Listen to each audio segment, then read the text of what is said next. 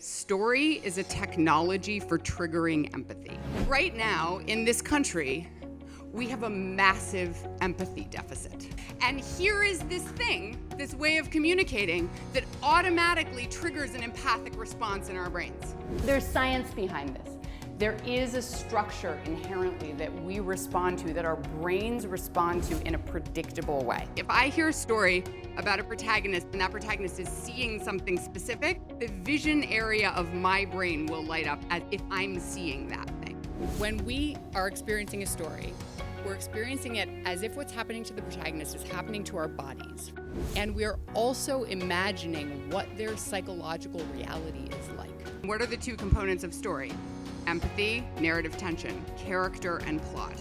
Who are we asking our audiences to identify with? When we hear a story that actually hooks us on the character level, plugs us in empathically, and then takes us on that journey with increasing narrative tension, it expands us to include that other person's story.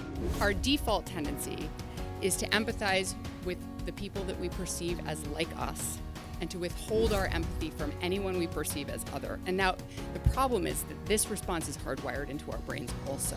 We know when something has beautiful composition that we're resonating with it. It's the same thing with story. Its effect on us is magical.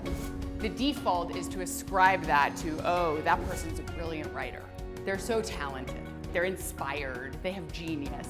No, they just understand how the structure works. It's the structure that's genius. Story is actually a sort of foundational quality of being a human being. Faced with the choice between a bad story on one side and no story at all on the other side, we will go with the bad story.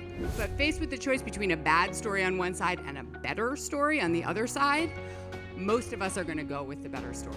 The process is wired into us. It's triggered by every myth that's been told by every storyteller since the beginning of time. If everybody was doing that, imagine what that could do. Imagine what that world would look like. And now go out and tell that story.